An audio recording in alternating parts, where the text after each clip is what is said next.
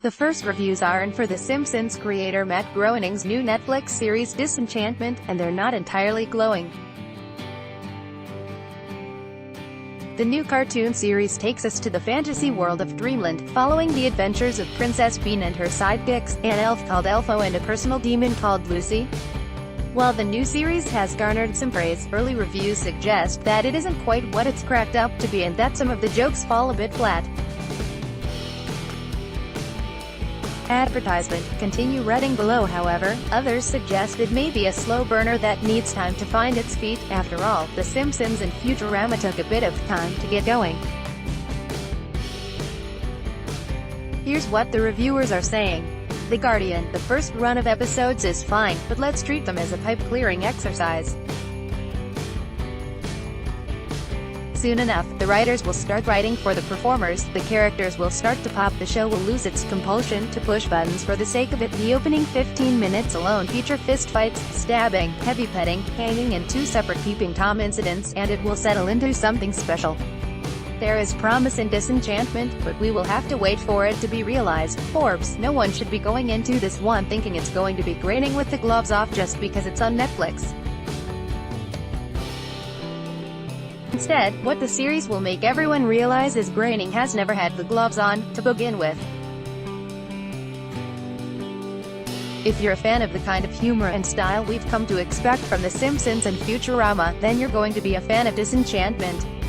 It's as simple as that. But if you're one of those hipster fans that proclaimed The Simpsons hasn't been good since the 90s and Futurama lost itself after moving to Comedy Central, maybe you should head elsewhere. Empire: it's recognizably a Matt Groening production, then, right down to the overbites and freeze-frame background signs, although it's not yet the equal of his previous work. Futurama didn't peak until season 4, and, groundwork laid, there's good reason to believe it'll keep getting better. Den of Geek: when Matt Groening develops a show, he's able to assemble a stable of top-notch people for it. Basically, there's simply too much talent in and behind the scenes of Disenchantment for it to fail. It's a reasonably good-looking show. It's a great-sounding show. It's a wonderfully acted show. The storytelling is above average sitcom fare, which is no small feat. Great sitcom plotting is rarely achieved. Still, it's just not all that funny. Metro: it's common for animated shows to struggle in their first season.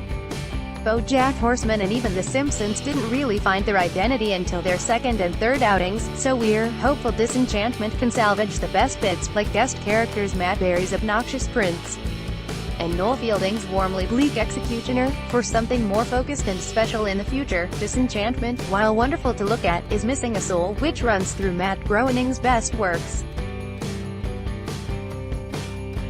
In a world of hyper-kinetic rivals like Adventure Time and Rick and Morty, this Netflix series is too reserved and inconsistent to be a satirical fantasy worth exploring. Entertainment Weekly: maybe Disenchantment would have benefited from more specificity.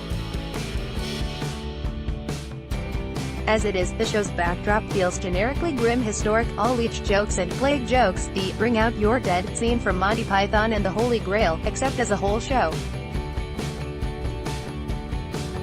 The hit rate's low. The vibe is like one of the wilder Treehouse of Horror segments, the kind where the big joke is how many grotesque ways Simpsons characters can die.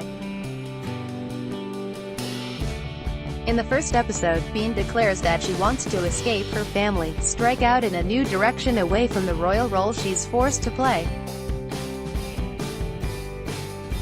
That might be where the show's going, but the early episodes are all stuck in Dreamland.